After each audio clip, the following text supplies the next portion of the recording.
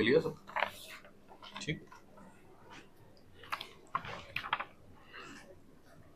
इसका पीडीएफ आप लोगों ने पहले देखा होगा, तो वो सिर्फ जीएस का था, उसमें सी सेट नहीं था, इसमें सी सेट इंक्लूडेड है। ठीक है, लास्ट में चले जाइए,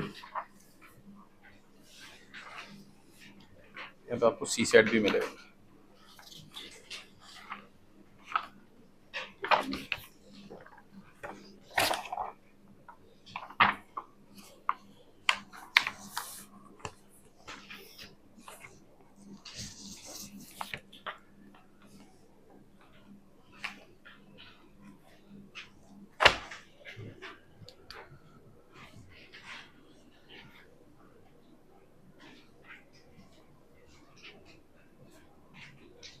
बेसिकली प्रीलिम्स में दो होते हैं, GS1 and GS2। GS2 is part of C, बहुत इंपॉर्टेंट है। ये पास नहीं होगा तो पेपर आपका चेक नहीं होता है। और आप जितने मर्जी 30 मार्क खान हो मैथ में, अगर आप प्रैक्टिस करके नहीं जा रहे हो तो believe me you won't be able to pass this exam. क्योंकि मैं खुद फेल हो चुका हूँ, इसलिए मेरे 10th 12th में हमेशा मैथ में 100 आउट ऑफ 100 ही आते थे, लेकिन कभी मैंने प्रैक्टिस नहीं किया, थोड़ा सा ओवर कॉन्फिडेंट था कि हो जाएगा, तो नहीं हुआ। ठीक, इंग्लिश भी हमें लगती है कि इंग्लिश आसान है, इंग्लिश तो हम कर ही लेंगे, तो वो भी अगर आप बिना प्रैक्टिस के जा रहे हो तो नहीं होगा। ठीक है, मतलब बेसिकली इंटेलिजेंस की गेम नहीं है। अगर आप इंटेलिजेंट हो तो आप प्रैक्टिस जब करोगे तो आप जल्दी उसको ग्रास्प कर लोगे। ठीक है, या बाद में जब आप प्रैक्टिस के बाद आपको वो चीज़ हेल्प करेगी। ठीक, लेकिन प्रैक्टिस ज़्यादा इंपॉर्टेंट है। अगर आपको मैथ आपका कमज़ोर भी है और आप प्रैक्टिस अच्छे से कर रहे हो तो बहुत ईजिली हो जाता है। प्रैक्टिस ज़्यादा मायने रखती है। ठीक है, तो अब इसका पैटर्न क्या है, देखो यूपीएससी में आते हैं आपके 80 क्वेश्चन, हमारे यहाँ भी पहले 80 क्वेश्चन ही आते थे, अभी इन्होंने पैटर्न चेंज कर दिया, अभी 100 क्वेश्चन ले आए हैं। ठीक, इस बार भी जितना मेरे अभी तक इनसाइट्स है 100 क्वेश्चन ही आएंगे। ठीक है, टाइम सेम, सेम टाइम। बच्चों ने कुछ एप्लीकेशंस वगैरह भी लिखी तो हैं, ठीक है, मुझे भी कंसल्ट किया था एक बार, लेकिन आई डोंट बिलीव कि उससे कुछ होने वाला है। ठीक है, तो आपको बेसिकली 100 क्वेश्चंस प्रिपेयर करने हैं, टाइम पीरियड वही है। तो इनिशियली तो जब पहली बार पैटर्न चेंज हुआ था तो थोड़ा सा एग्जाम का लेवल कम था। ठीक, और इन्होंने क्या किया था, 15 क्वेश्चन डाले थे, वो जो कौन से होते हैं कम्युनिकेशन वाले, आसान होते हैं, तो उसके बाद ना इससे कभी पहले डाले थे कम्युनिकेशन के क्वेश्चन, ना इसके बाद डाले। तो लेकिन आप लोग कम्युनिकेशन थोड़ा सा देख के चले जाना, हो सकता है डाल दें, तो ये फ्री के मार्क्स होते हैं। एक बार अगर देखा होगा तो आसान आसान क्वेश्चन आते हैं, जैसे what are the barriers to communication वगैरह वगैरह, डाल सकते हैं। अगर कभी डाला तो फ्री के मार्क्स है। ठीक, इसके अलावा आपका थोड़ा सा जो इंग्लिश का है, कॉम्प्रीहेंशन वगैरह होते हैं, इसमें पैसेजेस होते हैं। ठीक, फिर थोड़ा सा आपका क्वांट होता है, थोड़ी सी आपकी रीजनिंग होती है। आ जाओ। अब डिपेंडिंग अपॉन कि आप लोगों का स्ट्रॉन्ग कौन सा कंपोनेंट है। ठीक है, पहले से जैसे आप सी सेट की जब तैयारी करना स्टार्ट कर रहे हो, आपका कॉम्प्रीहेंशन ज़्यादा स्ट्रॉन्ग है। कॉम्प्रीहेंशन किसी का भी स्ट्रॉन्ग नहीं होता है, प्रैक्टिस से ही होता है। ठीक है, क्वांट और रीजनिंग जनरली रहता है। कुछ लोग, जैसे कुछ बच्चे बैंकिंग की तैयारी करते हैं तो उनका ये पोर्शन स्ट्रॉन्ग होता है, वो इसको टच नहीं करते हैं, यहीं से पास कर लेते हैं। ठीक है, तो आप लोग जो यहाँ आए हो तो आई बिलीव कि आप लोगों का ये नहीं है, अगर होता तो आप यहाँ आते नहीं। ठीक, तो अब हमारा ऑब्जेक्टिव है कि इस एग्ज़ाम को पास करना। ठीक, और पास भी ऐसा करना कि बिल्कुल बाउंड्री पे नहीं रहना, थोड़ा सा आगे बढ़ जाना। तो उसके लिए आपको एक जो स्ट्रेटजी है वो फॉलो करनी पड़ती है। ठीक है, जो भी बच्चे सी सेट निकालते हैं तो इस स्ट्रेटजी से ही निकलता है। अगर आपको लगता है कि मेरा मैथ बड़ा स्ट्रांग है, मैं सारे क्वेश्चन, या मैथ जितना मर्जी प्रैक्टिस कर लो, वो नहीं निकल पाता है। ठीक है, क्योंकि टाइम टाइम का होता है। तो जो मेरी मेरी अपनी पर्सनल स्ट्रेटजी है, या जो मैंने बाकियों को बताई है, जिन्होंने, जिसकी हेल्प से वो लोग ये एग्ज़ाम पास कर पाए हैं, वो स्ट्रेटजी मैं आपसे शेयर करूँगा। ठीक, उसमें ऐसा है कि हमें इक्वल वेटेज देनी है इन तीनों चीज़ों को। ठीक है, ये चीज़ है एग्ज़ाम से पहले प्रैक्टिस करते समय भी, और फिर उसके बाद जब आप लोग मॉक्स देंगे तो उन मॉक्स में आप इस चीज़ को देख के भी कर लेंगे, रिप्रोड्यूस कर लेंगे आप अपने एंड पे, और फिर फाइनल एग्ज़ाम में आप यही चीज़ वहाँ जाके करने वाले। तो हम स्टार्ट करेंगे कॉम्प्रीहेंशन से। ठीक है, कि कॉम्प्रीहेंशन को कैसे एड्रेस करना होता है। फिर उसके बाद ये दोनों चीज़ें जनरली मैं बच्चों को ये प्रेफरेंस देता हूँ कि कॉम्प्रीहेंशन करो, रीजनिंग करो और फिर क्वांट करो, चाहे आपका मैथ स्ट्रांग भी है। ठीक।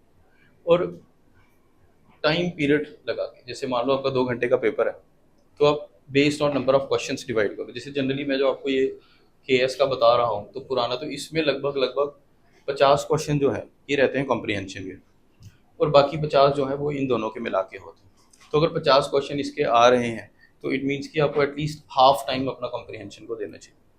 ठीक है, टाइम बड़ा रोल प्ले करता है मेंस में भी और प्रीलिम्स में भी। आपके पास वॉच होनी चाहिए, आपके पास एनालॉग वॉच होनी चाहिए एग्जामिनेशन सेंटर में।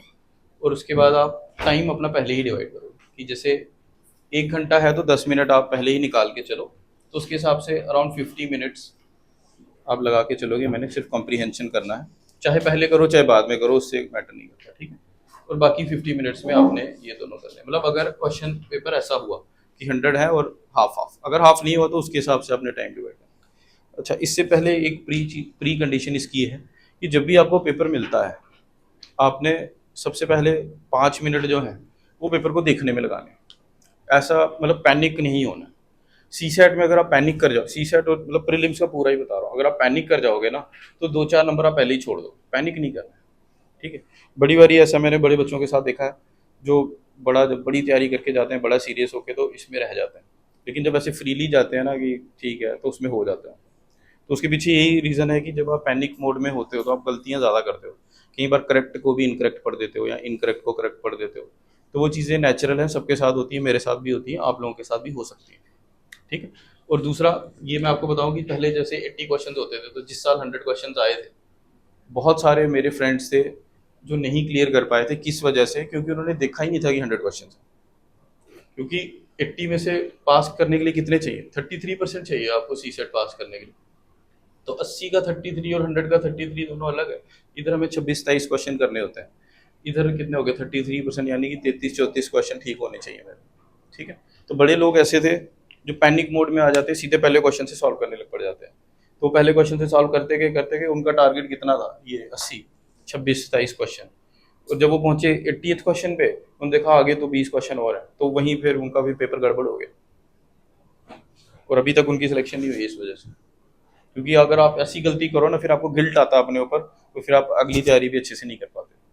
तो उसका रामबाण एक ही है कि जब आपको पेपर मिले तो हड़बड़ी मत करो, 5 मिनट लगाओ पेपर को ऑब्जर्व करने में।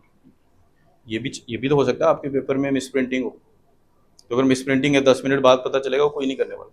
सबसे पहले चेक करना है अपना पेपर, ऊपर लिखा भी होता है पेपर में कि सबसे पहले खोल के इसमें चेक करो कुछ मिस प्रिंट तो नहीं है। तो अच्छे से पेपर को आगे पीछे देखो, लास्ट क्वेश्चन देखो क्या है, बीच में भी क्वेश्चन को देखो, और फिर 5 मिनट निकाल के फिर स्ट्रेटेजी बनाओ अपने। उसी टाइम आपकी स्ट्रेटेजी बनेगी कि अब मैंने पेपर करना कैसे। होना क्या चाहिए कि आपने टाइम, जितने क्वेश्चन है चाहे कॉम्प्रीहेंशन के, उसको उतना टाइम देना है। रीजनिंग और क्वांट का आप एक साथ कर सकते हो, क्योंकि ये तो आप छांट नहीं ना सकते कौन सा रीजनिंग का कौन सा क्वांट का एक साथ। कॉम्प्रीहेंशन आपको सामने सामने दिख जाता। अब दूसरी बात ये कि आप सबके बाद अलग अलग सेट्स होंगे। जिस साल हमारा ये वाला पेपर था 100 वाला, तो इस साल भी हमारे 4-5 फ्रेंड्स थे, कुछ का हो गया कुछ का नहीं हुआ। और उसके पीछे जब हम डिस्कशन कर रहे थे, वो लोग बोल रहे थे कि यार मुझे जो सेट मिला था ना, इसमें इंग्लिश लास्ट में थी, तो इसलिए मैंने इंग्लिश नहीं की पहले, अगर मैं इंग्लिश करता तो शायद मैं पास हो जाता। देखो, ये कोई बहाना नहीं होता। आपको जो मर्जी सेट मिले, आपने उसको 5 मिनट लगा के अपनी स्ट्रेटेजी डिसाइड करनी है। मतलब 5 मिनट, आपने 5 मिनट से आपका कोई क्वेश्चन नहीं ठीक होने वाला। 5 मिनट लगाओ, लेकिन स्ट्रेटेजी वहीं की वहीं बनो। मतलब बाद में जाके अपनी सोल को ऐसे मत सेटिस्फाई करना कि मुझे जो सेट मिला था उसमें स्टार्टिंग के क्वेश्चन मैथ के थे और लास्ट के क्वेश्चन इंग्लिश के थे।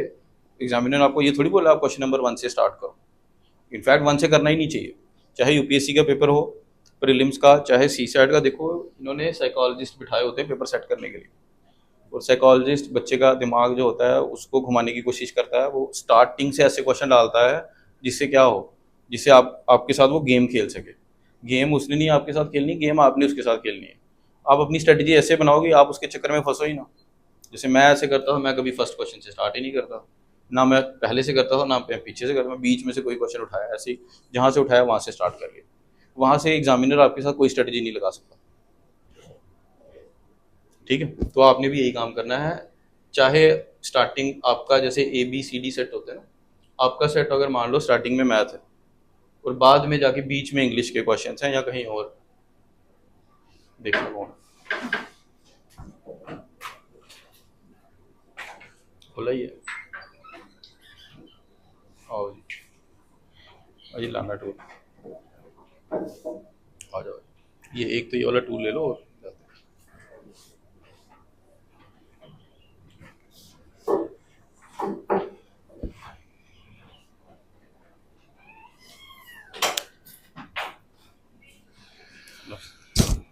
बैठो बैठो आप।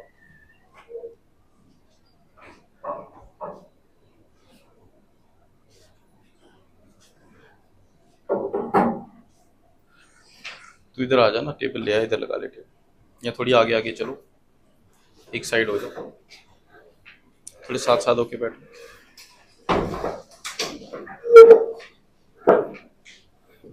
ले आ इधर।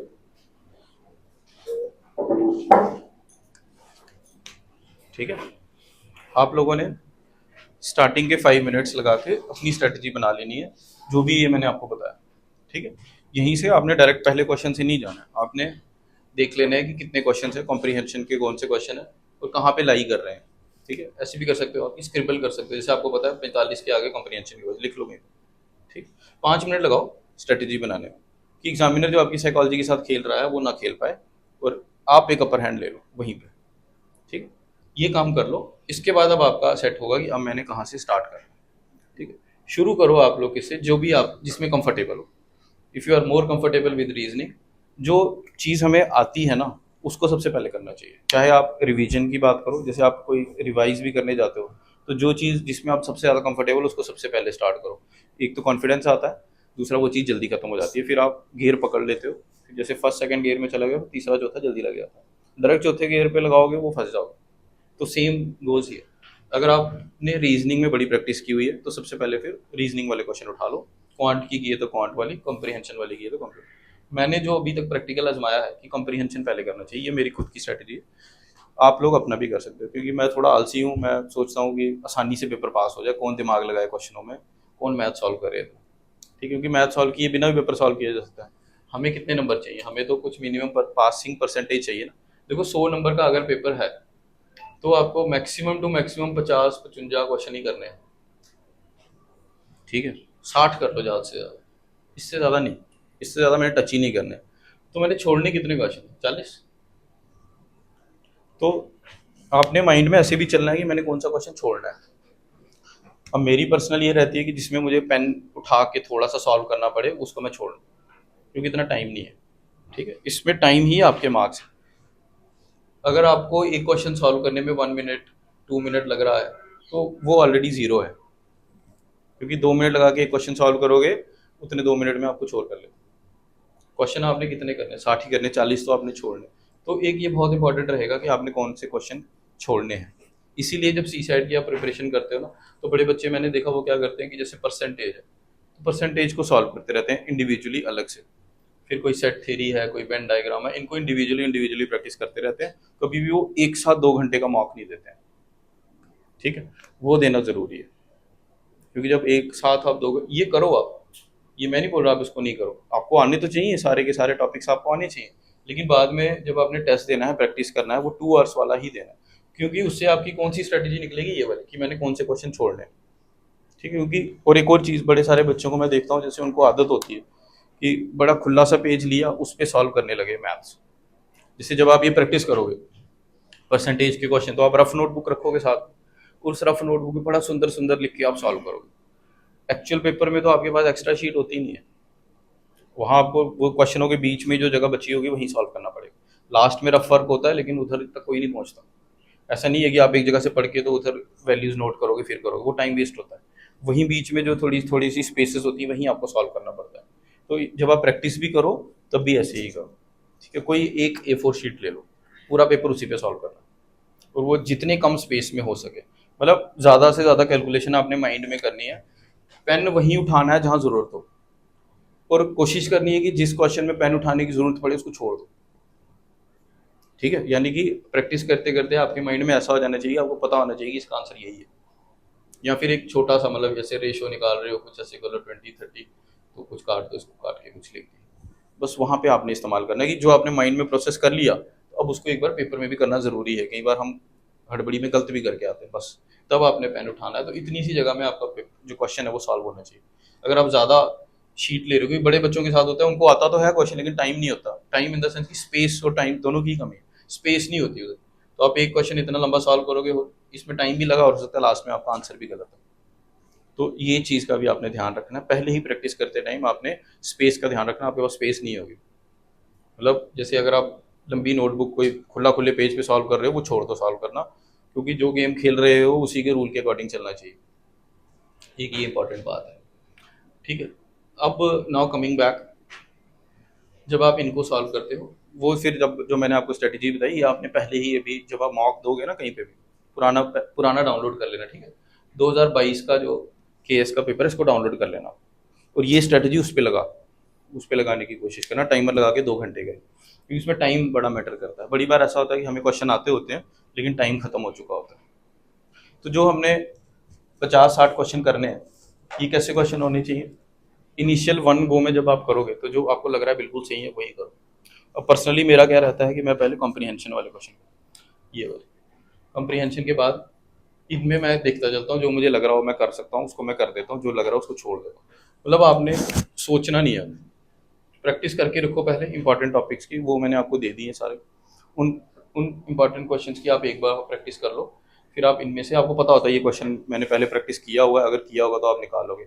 अगर कोई भी ऐसा क्वेश्चन है जिसकी टाइप आपने कभी पहले प्रैक्टिस नहीं की है, उसको हाथ ही लगाना है वहाँ पे। मतलब वहाँ बैठ के आइंस्टाइन नहीं बनना है कि मैं तो करूँगा, मतलब ईगो फैक्टर कभी नहीं लेना है।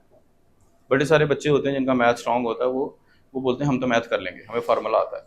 नहीं करना, अपने ईगो पे नहीं लेना, क्योंकि अगर आप उधर 2 मिनट लगा रहे हो क्वेश्चन सॉल्व करने में, वो ऑलरेडी जीरो के इक्वलेंट है। और अगर आपने 3 मिनट लगा दिए, वो नेगेटिव हो रहा है आपका। नेगेटिव इन द सेंस कि अगर आपने वो क्वेश्चन ठीक कर भी लिया, तो 3 मिनट लगा के अगर एक क्वेश्चन ठीक किया है, तो इट मीन्स कि आपने कहीं और आसान क्वेश्चन थे जो छोड़ दिए 3 मिनट, जो आप कर सकते थे। तो आपने पहले ही अपनी स्ट्रेटजी, वैसे जो कुछ मैं बता रहा हूँ ये आपने पहले प्रैक्टिस कर लेना है मॉक में। ऐसा नहीं कि उसी दिन जाके प्रैक्टिस करना, 1-2 दफ़ा मॉक दोगे तो ये तब आपको ये अच्छे से रियलाइज होगा। और आप अब जब आप यहाँ आते हो, फिर आपने कॉम्प्रीहेंशन स्टार्ट करना, ठीक है। तो आज वाली क्लास जो है हम कॉम्प्रीहेंशन पे चलेंगे, लेकिन उससे पहले मैं आपको वो बता देता हूँ जो हमने नोट्स लिए। आप दोनों को नोट्स नहीं ना मिले, आप नोट्स ले लो। तुझे मिले? किसको? हाथ खड़ा करो, किसको नहीं मिले? तुझे मिले हैं ना? तुमने इनको दे दिए? 1-2 नहीं, अभी ले लो, मैंने बताना है इसमें से। इधर दो, इधर किस किस को नहीं मिले, पीछे पास आन करो। 2 बंदे तो आपको भी नहीं मिले, हो गया? जी ठीक है,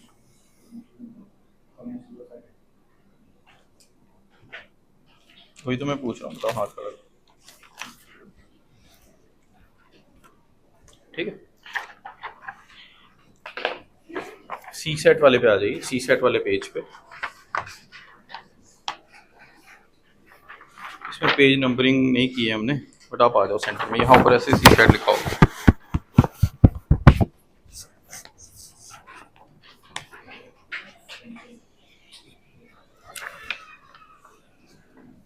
आओ, करना कुछ। बाहर बेंच पड़े हुए हैं, वो ले आओ बेंच, उस पर बैठ जाओ। इसलिए मैं बोला जल्दी आना।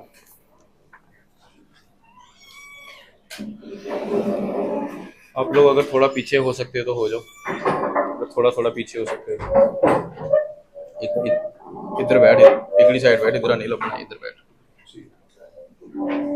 इसको पीछे कर दो, हाँ इधर बैठ सकते हो, करो पीछे इसको, जान दे पीछे। हाँ? बंद कर दे, इधर उधर रख दे।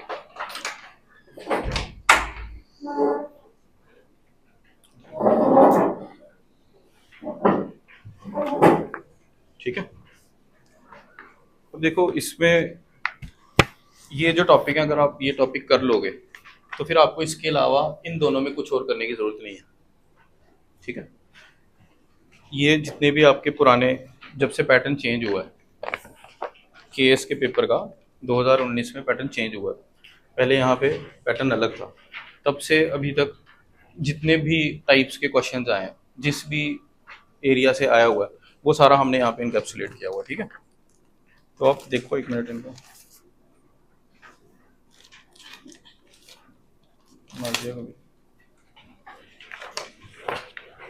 पहले रीजनिंग वाले हैं, तो रीजनिंग में कुछ टॉपिक्स जैसे सीरीज कंप्लीशन। ठीक है, तो ये मेन टॉपिक है और इसके अंदर सब टॉपिक्स हैं जहाँ से क्वेश्चंस आए हुए हैं। Arithmetic progression and geometric progression, alternate series, patterns based on mathematic operations and identification pattern in a series. इसका मैं आपको वर्ड डॉक्यूमेंट भी दे दूंगा, ठीक है, टेलीग्राम चैनल पे। उससे क्या होगा, अच्छा इसको समझो, इसको इस्तेमाल कैसे करना है। ये आपके पास इंपॉर्टेंट टॉपिक आ गए, पेपर से पहले आपने इनको अच्छे से प्रैक्टिस करना। ठीक है, प्रैक्टिस कैसे करोगे, जब मैं आपको इसका वर्ड डॉक्यूमेंट अलग से भेज दूंगा तो आपने क्या करना है, डायरेक्टली यहाँ पे क्लिक करना है, ये एक लिंक ओपन हो जाएगा। ठीक है, इस लिंक पे बड़े सारे प्रैक्टिस के क्वेश्चन होंगे। ठीक है, पहले एमसीक्यू होगा, आप उसको प्रैक्टिस करने की कोशिश करना, नीचे उसका सोल्यूशन भी होगा। ठीक है, जितनी भी मतलब अच्छी अच्छी वेबसाइट्स हैं उन सब का मैंने यहाँ पे लिंक डाला हुआ। इसके अलावा आपको कुछ और पढ़ने की जरूरत नहीं है। अगर आपका कंसेप्ट ही वीक है तो आप क्या करना, मुझे जो लग रहा था कि जो टफ है, मैंने उनके वीडियो के लिंक्स भी डाले हुए हैं, पर जिनके मैंने नहीं डाले हुए हैं और आपने कहीं से आज तक ना तो पढ़ा है और ना ही आपको आइडिया है। देखो, याद रखो मेरी बात, आपने स्कूल कॉलेज लेवल में जितना मर्जी मैथ पढ़ा होगा पहले का, ये आप इसके क्योंकि ट्रिक्स होते हैं, इसके ट्रिक्स होते हैं, हो सकता है वहाँ पे सॉल्व करने में आपको 3 या 4 मिनट लगे। यहाँ मैंने बता दिया आपको कि 1 मिनट 2 मिनट से ज़्यादा अगर लग रहा है वो ऑलरेडी नेगेटिव है। तो कोई भी क्वेश्चन अगर आप पिक कर रहे हो उसको 1-1.5 मिनट से ज़्यादा टाइम नहीं लगना चाहिए। तो 1-1.5 मिनट से कम टाइम कब लगता है, जब आपके पास उसका ट्रिक हो गई। ठीक है, तो यूट्यूब पे हज़ारों वीडियोज़ आपको मिल जाएंगे। ठीक है, कुछ जो मैंने डाली हुई हैं वो अच्छे चैनल्स हैं, तो आप उनको क्लिक करोगे। मैंने कुछ टॉपिक्स डाले, इन्होंने सारे टॉपिक्स पढ़ाए होंगे, आप उसी चैनल की बाकी वाले भी पढ़ लेना। ठीक है, जैसे सीरीज कंप्लीशन है तो स्टार्ट करने से पहले यूट्यूब पे इसकी कोई वीडियो देख लेना, फिर आधे 1 घंटे की वीडियो देख के फिर ये क्वेश्चन प्रैक्टिस करना है। लेकिन जब ये क्वेश्चन आपने प्रैक्टिस करने हैं तो फिर आपने एक छोटी नोटबुक लगानी है कोई इस तरीके की। ठीक है, जैसे ये मेरी खुद की नोटबुक है, ये मैं आपको दिखाता हूँ। जैसे देखो, ये मेरे नोट्स, तो जो मैंने भी जैसे किसी टाइम पे ऐसे कुछ स्टार्ट किया होगा, जो चीज़ें होंगी वो मैंने यहाँ शॉर्ट शॉर्ट में लिखी हुई है। जैसे ये चैप्टर है परसेंटेज का, तो परसेंटेज के जितने भी टाइप्स के आप क्वेश्चन सॉल्व कर रहे हो उनके छोटे छोटे फार्मूलाज अलग अलग बना के आप रख लो पहले। ये होता है लास्ट मिनट रिवीजन के लिए। ठीक है, फिर आगे रेशियो प्रोपोर्शन का, इसके छोटे से नोट्स बना के रख लो। और ज़्यादा पेज के नहीं, देखो पूरा रेशियो प्रोपोर्शन कितने पेज में है, ये 1 पेज का ही बस, यहाँ पे स्टार्ट हुआ है, यहाँ खत्म हो गया, ये अगला अगला चैप्टर यहाँ से स्टार्ट हो गया। ऐसे ही परसेंटेज का भी एक ही चैप्टर है, लेकिन ये आपको समझ नहीं आएगा, ये मेरे नोट्स हैं, ये सिर्फ मुझे ही समझ आएंगे। समझ मुझे क्यों आएंगे, क्योंकि बाकी चीज़ें मेरे दिमाग में, जो चीज़ें मुझे रिवाइज करनी मैंने सिर्फ वो लिखी है। जब आप इस तरीके से अपने नोट्स बनाओगे तो हो सकता है आपका 1 से 1.5 पेज भी बन सकता है या 1 से आधा भी बन सकता है, डिपेंडिंग करता है ना आपको ये टॉपिक कैसे आता है। तो इसमें आपने करना क्या है कि जो भी टॉपिक्स मैंने आपको दिए हैं, जैसे सीरीज कंप्लीशन के अंदर दिया arithmetic progression and geometric progression, इसके जितने भी अलग अलग टाइप्स के क्वेश्चन होंगे, वो टाइप्स के क्वेश्चन आपने अलग अलग कहीं पे भी, चाहे यूट्यूब पे देखो चाहे किसी बुक में, उसके सोल्यूशन, उसका जो भी ट्रिक होगा या जो भी तरीका होगा उसका निकालने का, उसको अपनी इस नोटबुक में डाल देना। जैसे परसेंटेज है तो परसेंटेज में हमें पता होता है कि ये देखो ये सारा है कि 1/2, 1 तो आपको पता है, 1/2 भी आपको पता है, 1/4 भी आपको पता होगा, लेकिन ये बीच के नहीं पता होंगे। हो सकता है आपको पता भी हो, लेकिन कई बार ऐसी चीज़ होगी जैसे 1/7 है, इसका एग्जैक्ट नंबर आपको नहीं पता होगा, फिर आप बोलोगे मैंने क्यों याद रखना है, मैं उधर सॉल्व कर लूँगा। भाई नहीं करोगे सॉल्व, उधर सॉल्व करोगे तो पेन उठाना पड़ गया, अगर आपके उसमें 20 सेकंड भी चले गए तो आपका हो सकता है कि ओवरऑल आपको टाइम ज़्यादा लगे। ये चीज़ें कुछ ऐसी हैं जो आपको हर जगह काम आएंगी, तो ऐसी चीज़ों को पहले लिख के क्रैम कर लेना। जैसे 1/7 है तो 14.28, ठीक, उसका डबल होता है। तो ये ट्रिक्स हैं कुछ जो आपको पहले से आप याद रख के उनके छोटे से नोट्स बना के बाद में उनको प्रैक्टिस कर सकते हैं। तो इसको एक बार प्रैक्टिस करके रख लो। ऐसे ही आगे है कोडिंग, ये कुछ इंपॉर्टेंट टॉपिक्स हैं, आप इन्हीं को करना। इसके अलावा आपको अब जैसे आपका टाइम कम ही रहा है ना इस साल प्रीलिम्स के लिए, इनके अलावा कुछ आपको करने की जरूरत नहीं है। ठीक है, मैथ्स में सीरीज कंप्लीशन से क्वेश्चन आते हैं, कोडिंग डिकोडिंग से आते हैं। कोडिंग डिकोडिंग क्या होता है, जैसे कुछ लिखा होता है, कुछ लिखा होगा एलिफेंट इज कोडेड है, कुछ और मतलब लिखा होगा, फिर बोला बताओ एरोप्लेन कैसे, तो उसमें आपने कोड निकालना होता है। जैसे ई को किससे कोड किया, तो वो आपकी अल्फ़ाबेट्स जो होते हैं तो आपको देखना होता है। वो कोई भी एक वीडियो देखोगे वो ट्रिक बता देगा आपको। बड़े बच्चे क्या करते हैं कि जब पेपर शीट्स मिल जाती हैं तो वहाँ पे ABCD लिख लेते हैं। जैसे जब आपको शीट मिल जाएगी ना, अभी टाइम नहीं हुआ होगा, तो पीछे वो लिख लेते हैं ABCDEFGH, मतलब हाफ तक लिख लेते हैं, फिर वहाँ से वापस स्टार्ट कर लेते हैं। तो वो आप कर सकते हैं, ठीक। फिर आगे ब्लड रिलेशन। ब्लड रिलेशन के क्वेश्चन बड़े इजी होते हैं। Geometric and visualisation. विजुअलाइजेशन वाले याद रखना, फिगर्स वाले क्वेश्चन बहुत आते हैं KS में, तो इसीलिए जो अभी मैंने टेस्ट सीरीज बनाई थी तो इस टाइप के क्वेश्चन हमने बड़े डाले हैं उसमें। जैसे डाइस वाले क्वेश्चन आते हैं, पेपर फोल्डिंग अनफोल्डिंग वाले क्वेश्चन आते हैं। फिर एक आते हैं जैसे बड़े सारे क्यूब्स या ट्राइंगल्स दिए होंगे और बोला होता है कि बताओ इसके अंदर टोटल नंबर ऑफ ट्राइंगल्स कितने हैं। तो बड़े आसान क्वेश्चन होते हैं। आसान लेकिन तभी अगर आपने उस टाइप का क्वेश्चन कभी देखा है, ठीक है। अगर आपने उस टाइप का क्वेश्चन एक बार प्रैक्टिस किया हुआ है ना, तो आप उसको 2 सेकंड में निकालोगे, क्योंकि उसका फार्मूला होता है कोई, उसका ट्रिक होता है कोई। अगर आपने वो नहीं किया है तो आप जितना मर्जी दिमाग लगा लो, आप नहीं कर पाओगे। मतलब वहाँ बैठ के पेपर में आप नहीं कर पाओगे अगर आपने पहले नहीं किया, ठीक है। तो वो उस टाइप के अपने सारे विजुअलाइजेशन या ज्योमेट्री वाले जो क्वेश्चन है ये सारे करने हैं। फिर डायरेक्शन सेंस बड़ा आसान होता है कि मैं सुबह उठा, 2 किलोमीटर ईस्ट डायरेक्शन में गया, फिर जिस सूरज की दिशा में गया तो सूरज कौन सी दिशा में उगता है। और बोलेगा अगर मैं शाम को उठा और सूरज की दिशा में गया तो वेस्ट, क्योंकि शाम को सूरज वेस्ट में होगा, वो आपने थोड़ा दिमाग में लगाना होता है। फिर बोलता है अच्छा मैं इस दिशा में जा रहा था, सूरज की परछाई मेरे पीछे पड़ रही थी, तो अगर शाम को मैं जा रहा हूँ कहीं पे और सूरज की परछाई मेरे पीछे पड़ रही है तो वो कौन सी डायरेक्शन है, ईस्ट, क्योंकि सूरज वेस्ट में होगा, मैं ऐसे खड़ा हूँ। फिर बोलेगा मेरे राइट में पड़ रही है, तो अगर मेरे राइट में पड़ रही है और मैं वेस्ट डायरेक्शन की तरफ कर रहा हूँ तो ये कौन सी डायरेक्शन होगी। ये इस तरीके से आप, ये बड़ा आसान होता है, आप पेपर पे किसी नॉर्थ वेस्ट कर लेना और कुछ भी निकाल लो और लास्ट में अपनी पेज को ऐसे टिल्ट कर लेना, ये हम बताएंगे आपको बाद में, ठीक है। तो आसान होते हैं ये क्वेश्चन निकाल। जैसे डायरेक्शन सेंस, ब्लड रिलेशन, ये ऐसे क्वेश्चन होते हैं जो आप अपनी फैमिली से रिलेट करके भी निकाल सकते हैं। जैसे ये जो होते हैं ब्लड रिलेशन वाले, तो आप एज्यूम कर सकते हो अच्छा उसकी बहन, तो मतलब मैं अपनी बहन एज्यूम कर लेता हूँ, उसकी बहन का कोई आगे रिलेटिव, तो वो आप अपने रिलेटिव से भी, वो आप कोई एक वीडियो देखना आपके हो जाएंगे। कहने का मतलब ये है कि ये जितने टॉपिक दिए हुए हैं आपने एग्जामिनेशन हॉल में इनको प्रैक्टिस करके ही जाना है, बिना प्रैक्टिस किए मत जाना। फिर लॉजिकल सीक्वेंसिंग पे क्वेश्चन आया, सिलॉग्स बड़े इंपॉर्टेंट है। फिर ये वेट कंपैरिजन, ये बेसिकली DI का क्वेश्चन है, ठीक है, ये डेटा इंटरप्रिटेशन का है, तो आप इसको ओपन करना, ये आपको दिख जाएगा। डेटा सफिशिएंसी के क्वेश्चन है। फिर कुछ एनालॉजी है, फिर position and arrangements of verbal areas. फिर कुछ एक लास्ट में जो 12th नंबर पे दिया हुआ है, ये जनरल प्रैक्टिस है। इनके अलावा अगर आप जनरली पूरा पूरा रीजनिंग प्रैक्टिस करना चाहते हो तो ये लिंक है, इसमें आपको बड़े सारे MCQ मिलेंगे, ठीक है। तो आपको दर बदर यहाँ वहाँ कोई प्रैक्टिस करने की, मतलब 100 सोर्सेस ढूंढने की जरूरत नहीं, बस ये एक सोर्स है, इसमें बड़े सारे क्वेश्चन है। मतलब आप अगर ये कर लोगे तो आपकी सारी टाइप्स कवर हो जाएंगी, ठीक। ना ना ना, इसमें जो इसमें क्वेश्चन दिएंगे बस वो, हाँ जो इसमें क्वेश्चन दिए बस वो, और क्वेश्चन, ये जब आप इस लिंक पे जाओगे ना आपको क्वेश्चंस मिल जाएंगे, ठीक है। ये तो एरिया होता है ना, इसलिए हमने यहाँ पे लिखा हुआ, रीजनिंग के अंदर एरियाज होते हैं, लेकिन ये वो ट्रिग्नोमेट्री वाली वो सब कुछ नहीं है, ये सिंपल है, ठीक। फिर आगे ऐसे ही एप्टीट्यूड है, तो एप्टीट्यूड में देख लीजिए अर्थमेटिक है। अर्थमेटिक के अंदर क्या क्या है, बेसिक अलजेब्रा, रेशियो प्रोपोर्शन, फिर पेरीमीटर और एरिया वॉल्यूम वगैरह निकालना आ जाता है, ठीक है। बोला होता है कि सिलेंडर है तो सिलेंडर की वॉल्यूम, तो वो सब कुछ आपको यहीं पे मिल जाएगा, ठीक है। आप जब ये प्रैक्टिस करोगे ये वाले क्वेश्चन, तो ये सारी टाइप कवर करेगा। और कुछ कुछ पे मैंने मतलब अगर पढ़ने का मटेरियल कहीं है वो भी डाला होगा, इसके बाहर आपको कुछ नहीं आएगा। फिर नीचे है proportion and ratios, simple interest, percentage, profit loss, average speed, average time work, pipes and systems, time speed, probability, ऐसे ही आपने ये जितने भी हैं ये सारे कर रहे हैं, ठीक। ये वही एरियाज है जहाँ से क्वेश्चन आए हुए हैं, ठीक है। तो इनको अगर आप एक बार प्रैक्टिस कर लोगे, इनके बाहर से आपको कुछ भी पढ़ने की जरूरत नहीं। फिर आगे आ जाइए, लास्ट जो पेज है, लास्ट पेज नहीं, ये कॉम्प्रीहेंशन वाला, रीडिंग कॉम्प्रीहेंशन, ठीक। रीडिंग कॉम्प्रीहेंशन जो है ये कुछ एरियाज हैं, बंद कर दो इसको निहार कर, ये कुछ एरियाज हैं, ठीक है, जहाँ से पैसेज आए हैं, थीम है बेसिकली ये, ठीक है।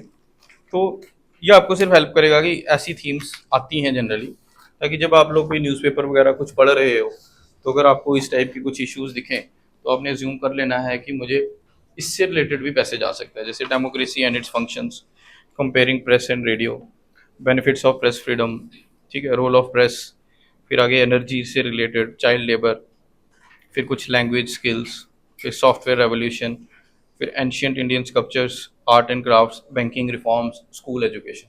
देखो ये सारे सोशल सेक्टर्स हैं, ठीक है। अगर आप इनको अच्छे से देखो तो मोस्टली ये सोशल सेक्टर्स हैं। एक आधा बीच में आर्टिफिशियल इंटेलिजेंस का भी है, लेकिन वो भी जो आर्टिफिशियल इंटेलिजेंस वाला आया था वो सोशली था।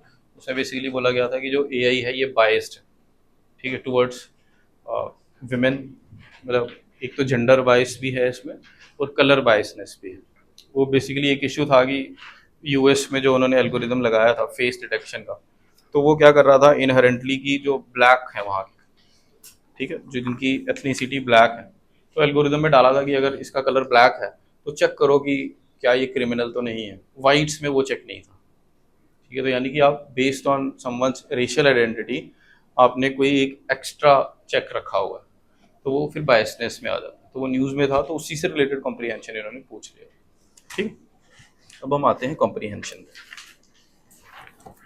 ये आपने प्रैक्टिस कर लेने हैं, ठीक है। ये जीएस वाले हैं, बाकी जीएस वाले तो आपको पता है नहीं, ये मैंने वीडियो बना के डाली हुई है इस पर यूट्यूब पे।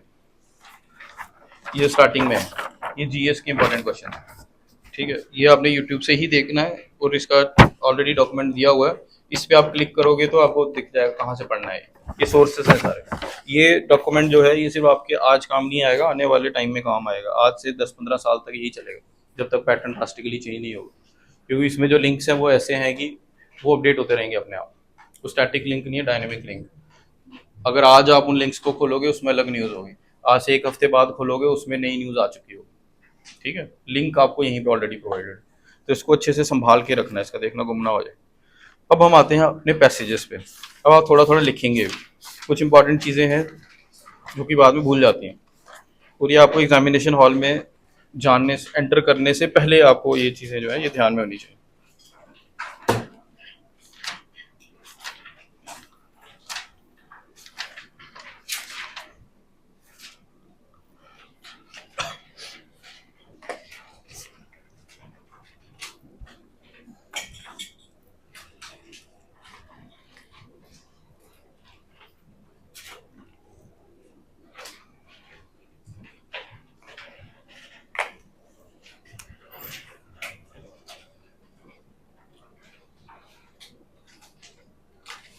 इसका ग्रामर होता है यूईसी। क्या है?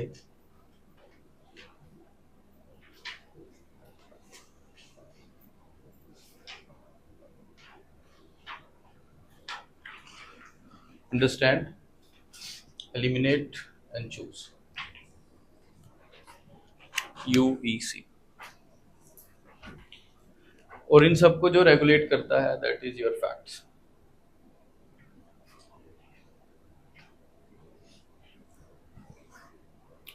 Understand, eliminate and choose. और इन सब चीज़ों को जो है रेगुलेट करेगा वो है फैक्ट। यानी कि आपने फैक्ट से भटकना नहीं है। और फैक्ट क्या है? जो पैसेज में दिया गया। अगर वहाँ लिखा है ऑल डॉग्स आर शीप्स, तो आपने दिमाग नहीं लगाना है कि डॉग शीप हो सकता है कि नहीं। आप ये नहीं बोलो ये बेवकूफ़ है एग्जाम में, तो उसने लिख दिया ऑल डॉग्स आर शीप, तो ऑल डॉग्स आर शीप।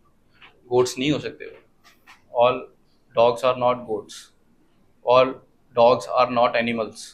आपने अपनी जीएस की बिल्कुल दिमाग नहीं लगानी है। हमें पता है कि हर कुत्ता क्या है, जानवर है, लेकिन उधर लिखा है, नहीं लिखा तो आपने दिमाग नहीं लगाना।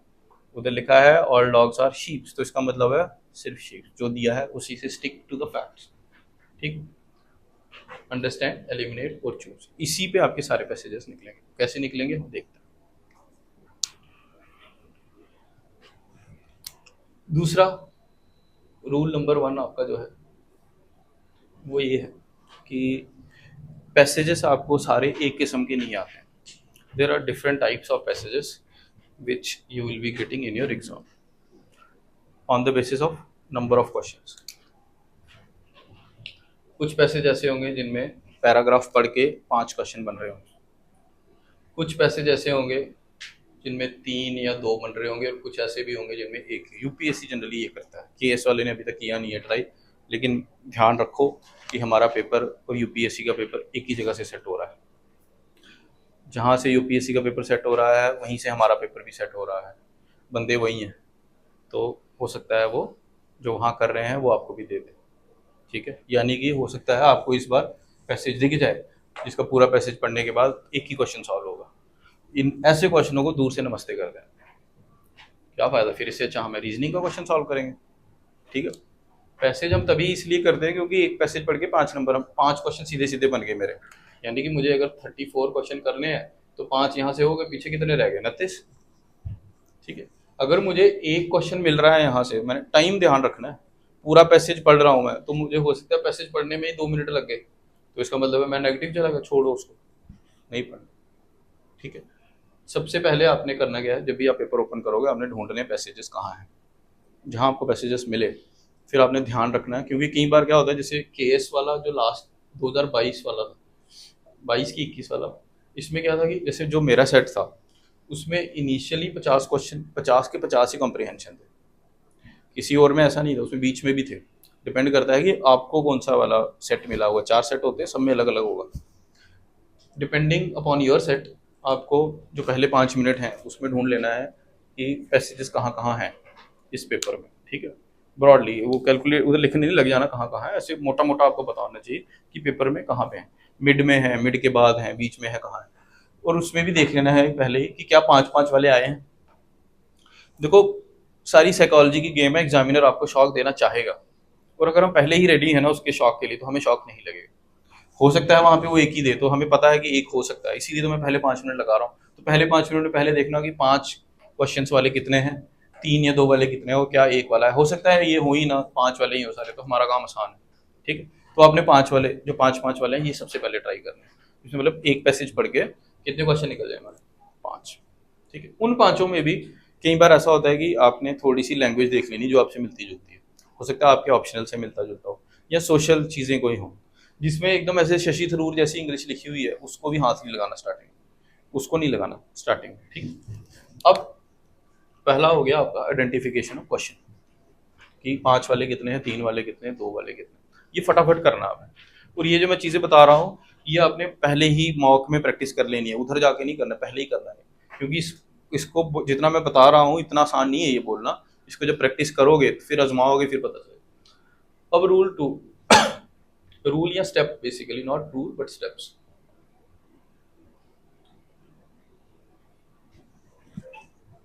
अब है कि जब आपने पैसेज डिसाइड कर लिया कि ये वाला पैसेज है और मुझे अब इसको अटेम्प्ट करना है, अब नेक्स्ट स्टेप क्या है।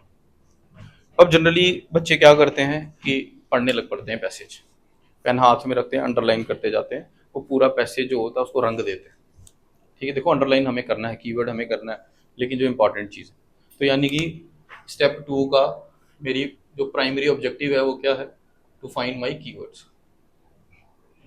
पैसेज पढ़ के आप कभी भी कीवर्ड्स नहीं निकाल सकते। जैसे बड़े बच्चे, जैसे मैं एंथ्रो में बच्चों को बोलता हूँ कि पहले हफ्ते में कि एनसीईआरटी पढ़ो, तो फिर बच्चे मुझे पूछते हैं सर नोट्स बनाने हैं इसके। देखो कोई चाहे बुक हो चाहे कोई हो, पहली रीडिंग में तो नोट्स बनाने ही नहीं चाहिए, क्योंकि पहली रीडिंग में तो पूरी की पूरी बुक ही आपके लिए नहीं है, तो फिर पूरी बुक के नोट्स बनाओगे, तो पहली दफ़ा नहीं बनाने चाहिए। उसको बुक को 2 बार पढ़ो, फिर जब तीसरी बार पढ़ने जा रहे हो तब क्या होगा कि कुछ चीज़ें आपके माइंड में आ चुकी होंगी, ठीक है। कुछ जो बेसिक चीज़ें होंगी वो तो आपको याद हो गई होंगी, जो याद नहीं हो रही है उनके नोट्स बनाओ, ठीक है।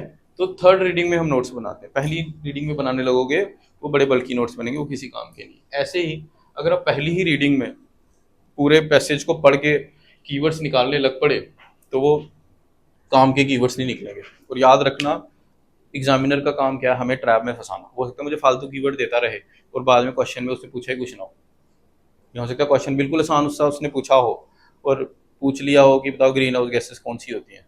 अब वो जरूरी थोड़ी है उसके लिए मुझे पैसेज पढ़ा, मैं बिना पैसेज पढ़े भी बता सकता हूँ अपनी नॉलेज से कि ग्रीन हाउस गैस कौन सी होती है। तो अगर मैंने पहले 2 मिनट लगाए पैसेज पढ़ने में और पैसेज पढ़ के पहला ही क्वेश्चन है कि ग्रीन हाउस गैस कौन सी होती है, जो कि बिना पैसेज पढ़े भी मैं कर सकता था, तो मेरा टाइम टूटा, एग्जामिनर ने मेरा टाइम तोड़ दिया। लेकिन कुछ बच्चे ऐसे होंगे उन्होंने सीधे वही वाला क्वेश्चन पढ़ लिया होगा, तो उन्होंने 2 मिनट की आपसे लीड ले ली। एग्जामिनर स्मार्ट वर्क ही चेक कर रहा है, वो यही देखना चाहता है, क्योंकि कल को जब आप अफसर बनोगे तो हमारे पास हमेशा क्या है, रिसोर्स का क्रंच रहेगा। तो ये एग्जाम ही रिसोर्स मैनेजमेंट का। आपको आपके यहाँ रिसोर्स क्या है? टाइम। आपको टाइम मैनेज करना है। जितने भी बच्चे हैं सबको सेम टाइम दिया गया है, देखा जाएगा कि कौन आगे आ रहा है, वो वहाँ पे आपकी स्मार्टनेस चलेगी। ये वैसे जो मैं आपको ट्रिक बता रहा हूँ, एग्जामिनर भी उनको भी ये चीज़ पता होती है, और वो जैसे जब बच्चों को ये चीज़ें पता चल जाती हैं फिर वो इवॉल्व करते जाते हैं। जैसे अभी आपको पहले जो क्वेश्चंस आते थे जीएस में, तो उसमें ऐसा हो जाता था कि आप जैसे आपको दो पता है तो आप बाकी दो गेस कर लेते थे। अब उन्होंने चेंज कर दिया, पूछते हैं ओनली वन। ठीक है, one option only, two option only, three of the above. तो वो जब तक नहीं आता तब तक कैसे निकालो? यानी कि एग्जामिनर को पता, उसने पहले आपकी साइकोलॉजी चेक करने के लिए वो चीज़ डाली थी, लेकिन अब आपने उसको एज अ रट्टा बना लिया, आपको समझ आ चुका है वो चीज़, अब वो अपनी स्ट्रेटजी इंप्रूव कर रहा है। तो ये हमें एक स्टेप हमेशा एग्जामिनर से आगे चलना होता है। तो अब आप इसके लिए क्या करोगे, अब मतलब अच्छे कीवर्ड्स कैसे निकाले जा सकते हैं, इसका मैं आपको बताने जा रहा हूँ। इसका सबसे जो आजमाया हुआ तरीका और बेस्ट तरीका ये है कि start with questions first. Start with questions first. सबसे पहले क्वेश्चन पढ़ो, पैसे जैसे ही आया क्वेश्चन पढ़ो, और अपने दिमाग में आपने एक टेबल रखना है, और इस टेबल के कुछ कॉन्स्टिट्यूएंट्स होंगे, इनको अपने दिमाग में भरते जाना है। किससे? क्वेश्चन पढ़ के। जैसे कि इसका टाइटल क्या होगा, इस पैसेज का टाइटल क्या होगा। मतलब मान लो आपके लिए क्विज है कि आपको मैं क्वेश्चन दे रहा हूँ सिर्फ, और क्वेश्चन पढ़ के ही आपने क्या निकालना है कि इस पैसेज का टाइटल क्या है। ठीक है। दूसरा, टाइटल तो चलो एक हो गया, वर्ड की थीम क्या है इसकी, इस पैसेज की थीम आपको क्या दिख रही है, उन क्वेश्चनों को पढ़ के। फिर अगला कीवर्ड्स, जो क्वेश्चन पढ़ोगे उसमें वो कुछ पूछ रहा होगा ना। जैसे अभी मैंने आपको एग्जांपल लेके बोला ग्रीन हाउस गैसेस, तो ग्रीन हाउस गैस खुद में क्या है, कीवर्ड। आगे अब अगर ग्रीन हाउस गैस है तो उससे मैं कुछ चीज़ें ज्यूम भी कर सकता हूँ, थीम क्या है उसका, मतलब इन्वायरमेंट। तो टाइटल फिर मैं देखूंगा 4-5 क्वेश्चन पढ़ के कि वो किस चीज़ से बात कर रहा है, क्या उसका स्कोप लिमिटेड है, कहीं ऐसा तो नहीं है वो सिर्फ कार्बन एमिशन पे बात कर रहा हो, तो फिर सिर्फ कार्बन एमिशन आएगा। कहीं ऐसा तो नहीं कि सिर्फ कोल पे इस्तेमाल कर रहा हो, कि जैसे इंडिया की मोर देन 50% हमारी जो इलेक्ट्रिसिटी है कम्स फ्रॉम कोल, तो ऐसा तो नहीं है कि वो इलेक्ट्रिसिटी के अंदर कोल में जाके कर रहा है। देखो कोल से भी तो है, तो ग्रीन हाउस गैस, मतलब कार्बन जब रिलीज होगी है तो चीज़ वही है, लेकिन टाइटल एक उसका क्या हो गया, लिमिट हो गया। तो मैं टाइटल उसका ब्रॉड नहीं रख सकता, क्योंकि क्वेश्चनों से मेरा वो घूम ही कोल के इर्द गिर्द रहा है, तो टाइटल फिर मेरा लिमिट हो जाएगा, फिर मैं ब्रॉड टाइटल नहीं रख सकता, क्योंकि अगर मैं ब्रॉड टाइटल रखूंगा तो उसमें कोल के अलावा बाकी चीज़ें भी आ जाएंगी। तो ये आपने क्वेश्चन जैसे पढ़ते जाओगे, जैसे 1 2 3 4 5, मान लो 5 क्वेश्चन है, तो पांचों को पढ़ के आपने एक तो कीवर्ड्स वहां से निकालने हैं। कीवर्ड कैसे निकालोगे, क्वेश्चनों में आप अंडरलाइन कर दो। ठीक है, क्वेश्चंस में आप अंडरलाइन कर दोगे कि मुझे ये कीवर्ड लग रहे हैं। और दूसरा, ये बेसिकली अंडरस्टैंडिंग वाला प्रोसीजर है, जो हमने पहला पॉइंट लिखा हुआ है अंडरस्टैंड। अभी हम अंडरस्टैंड करने, मतलब बिना पैसेज पढ़े, हमारे दिमाग में ये होना चाहिए कि बिना पैसेज पढ़े मैं इसका आंसर लगाऊंगा। तो बिना पैसेज पढ़े आप कर क्या सकते हो, बिना पैसेज पढ़े आप एज्यूम कर सकते हो कि शायद ये होगा। अभी तक आप शायद वाली कहानी पे चल रहे हो। आपने कीवर्ड्स निकाल लिए, थीम निकाल ली, टाइटल निकाल लिए, और आपने क्वेश्चन तो पढ़ ही लिए। अब आपको पता है कि व्हाट इज आस्क्ड, जो आस्क है ये आपको पता चल गया। ठीक। अब इसको करने के बाद कई दफा ऐसा होता है कि जैसे 5 क्वेश्चन हैं, तो 2 क्वेश्चन तो मेरे यहीं से निकल जाते हैं सीधे सीधे, जीएस की नॉलेज, क्योंकि आपने इतना जीएस अभी तक पढ़ लिया है। कोई चीज़ें हमें लगते हैं कि ये तो हो ही नहीं सकता इसका आंसर। फिर भी नेक्स्ट स्टेप पे जब हम जाते हैं एलिमिनेट पे, तो उसमें अब एलिमिनेशन के लिए मुझे एक तो मेरा ये वाला डेटा जो अभी तक मैंने बनाया, इसको मुझे क्लब करना पड़ेगा अपने पैसेज से। ठीक। लेकिन पैसेज में जाने से पहले मैं खुद एक दफ़ा कोशिश करूंगा अपनी इंटेलिजेंस से एलिमिनेट करने की। जैसे अगर 4 ऑप्शन है, मुझे उसने कुछ एक क्वेश्चन डाला, उसके 4 ऑप्शन पूछे हुए हैं, तो मैं खुद से कोशिश करूंगा, ये नहीं ढूंढूंगा कि मैं सही आंसर कौन है, मैं क्या ढूंढूंगा, विच वन इज रॉन्ग। ये स्ट्रेटजी हर एक जगह काम आती है, जीएस के मतलब जीएस में भी काम आएगी। ये जो जीएस 1 है प्रीलिम्स का, उसमें भी काम आएगी। इससे होता क्या है, इसका साइड इफेक्ट सिर्फ एक ही है कि आपके पूरे पेपर में 5 मिनट एक्स्ट्रा लगेंगे, लेकिन इसका बेनिफिट बहुत है। अगर आप ये नहीं करोगे आपके एक दो क्वेश्चन जनरली गलत हो जाते हैं, जो आपको आते हुए क्वेश्चन, आपको कई बार लगता है ना ये क्वेश्चन तो मुझे आता था लेकिन फिर भी मैं गलत कराया, वो आप इस टेक्निक से सही कर सकते हो। आपने वहाँ ये नहीं ढूंढना है कि कौन सा क्वेश्चन ठीक है, आपने ये ढूंढना है कौन सा पोर्शन इसका गलत है, क्योंकि जब आप गलत ढूंढ रहे होते हो ना, वो जल्दी, हमारा माइंड नेगेटिव है ना, दोस्त की बुराइयां हमें ज़्यादा याद होती हैं, अच्छाइयाँ थोड़ी याद होती हैं। तो हमारा दिमाग ही ऐसा, हमारी दिमाग की जो वायरिंग है, जो सर्किट है, वो ऐसा ही बना होगा, हमें गलतियाँ जल्दी नजर आती हैं। तो आप एलिमिनेशन जब करोगे उसमें आपने यही ढूंढना है which option is wrong. Wrong वाला आपको पहले पता चल जाएगा, क्योंकि आपको उससे, तो आप उसको पहले ही कनेक्ट नहीं कर रहे हो ना, तो उसको रॉन्ग करो। अगर आपने एक भी रॉन्ग कर लिया पीछे, अब आपके पास 3 ही ऑप्शंस बचे हुए हैं, तो आपका काम बहुत आसान हो गया हो। ठीक है, आपने 1/4 तो प्रॉब्लम सॉल्व कर ली, 25% प्रॉब्लम सॉल्व हो गई है। अगर ये पूरी 100% है, एक आपने निकाल दी, तो आपके चांसेस अब कितने हैं? 75%। कई दफ़ा एक से ज़्यादा भी एलिमिनेट हो जाते हैं यहीं पे, और कई बार तो आंसर भी पता चल जाता है एलिमिनेशन। मैं सिर्फ आपको ये बोल रहा हूँ कि अगर आपके 5 ऑप्शंस थे और आपने एक भी यहाँ से बिना पैसेज पढ़े कर लिया, तो आप बाकी बच्चों पे लीड ले जाओगे। यहाँ हमें कंपटीशन है ना, बाकी बच्चों से लीड लेनी। ये करने के बाद जो एलिमिनेशन का ये मेथड है, सेकंड पॉइंट है एलिमिनेट वाला, इसमें अब आप एक और चीज़ करोगे, इसमें अब आप पैसेज पे आओगे। अब आपने पढ़ना है पैसेज। एक दफ़ा आपने सारे क्वेश्चन पढ़ लिए, ये अपने अपने माइंड में बनाया अभी ये, ठीक है। अगर माइंड में नहीं बनाना, वहाँ लिख भी सकते हो कहीं पे छोटा सा, लेकिन कीवर्ड तो वहीं अंडरलाइन करो, थीम आपके माइंड में आ जाएगी। और थीम और टाइटल सेम चीज़ ही है, क्या पूछा गया है ये भी आपके दिमाग में ही रहेगा, लिखने की जरूरत नहीं। जितना कम पेपर पे पेन इस्तेमाल करो उतना आपके लिए अच्छा है, और ये प्रैक्टिस से होगा। अब आपने क्या करना है, अब आपने पैसेज रीड करना है। जो नेक्स्ट पॉइंट होगा third is to read passage. अब पैसेज पढ़ो। अब जब आप पैसेज पढ़ोगे, यहाँ पे एक कंसेप्ट होता है to read between the lines. क्या होता है, किसी को पता है क्या होता है?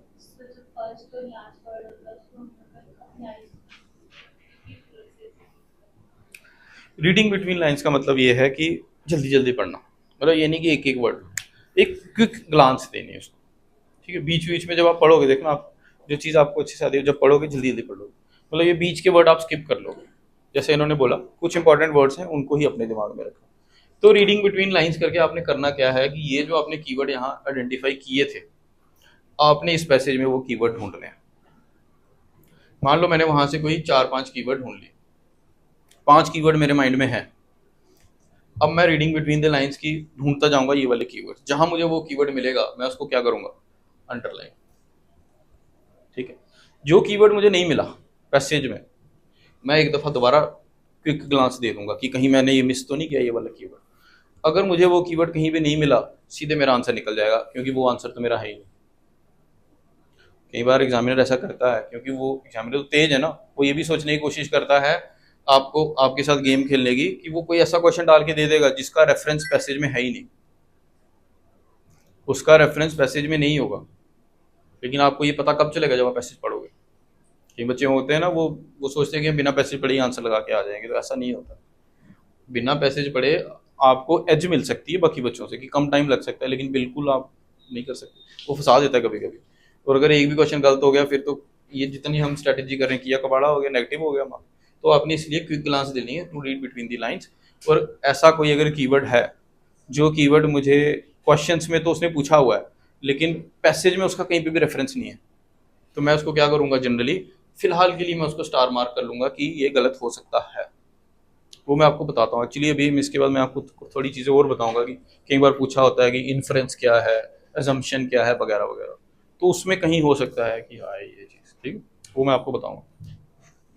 तो फिलहाल के लिए आपने ये चीज़ करनी है, पढ़ के आपने सॉलिड कर देने हैं अपने कीवर्ड्स की, कौन कौन से कीवर्ड पूछे गए हैं। कई दफ़ा तो ये होता है जब आप ये पढ़ रहे हो और आपके माइंड में है कि व्हाट इज आस्क्ड, तो आप एक दो क्वेश्चन यहीं से सॉल्व कर लेते हो।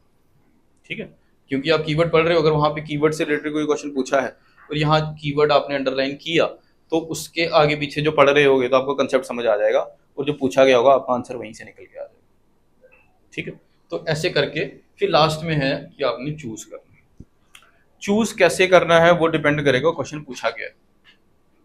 चूज कैसे करना है वो डिपेंड, अगर उसने पूछा है कि बताओ what should be the title of this, इस पैराग्राफ का टाइटल क्या होना चाहिए, तो और सारे टाइटल एक जैसे ही होंगे, सारे टाइटल मिलते। ये एग्जांपल लो, यही ग्रीन हाउस गैस वाली, जैसे मैंने आपको बताया कि लेट से कि आपके पैसेज में कोल के अराउंड ही वो घूम रहा है, कोल से बाहर वो गया ही नहीं।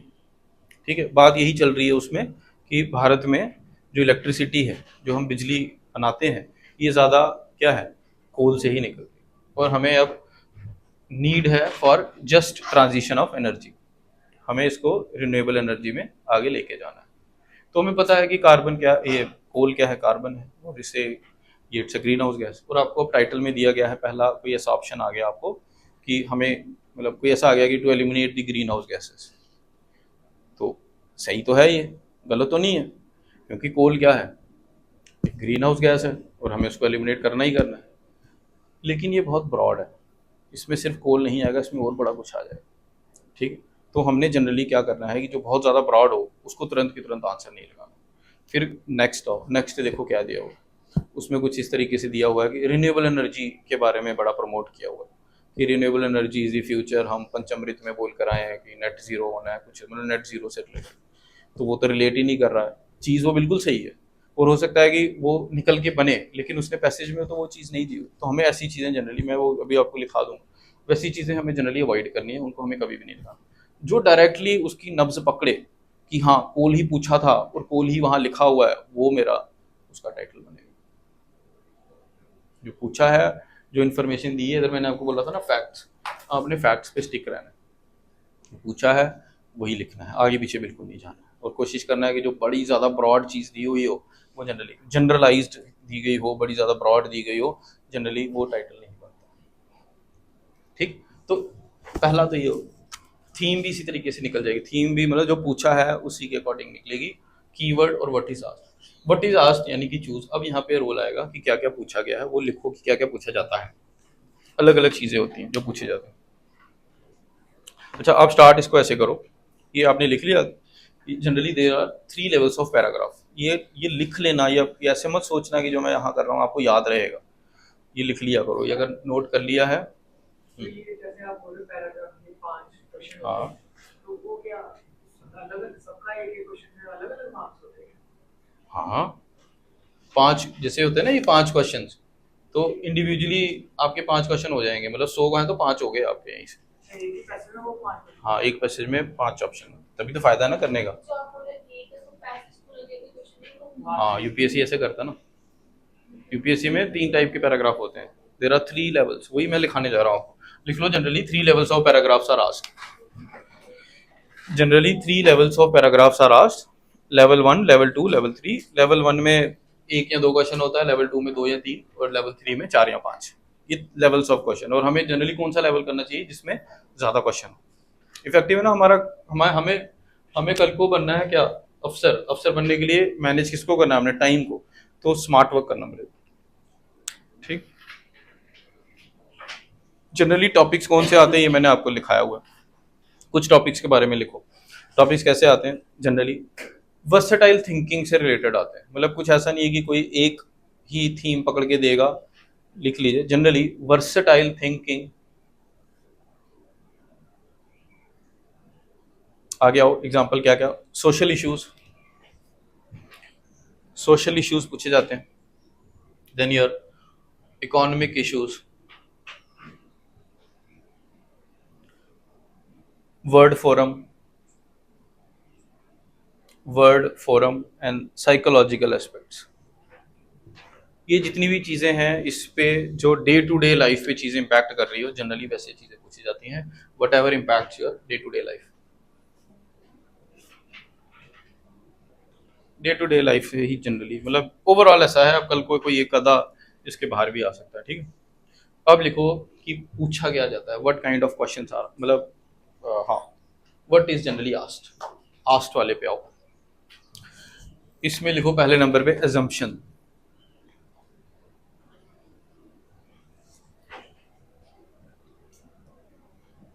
पहले नंबर पे लिखिए क्या, assumption।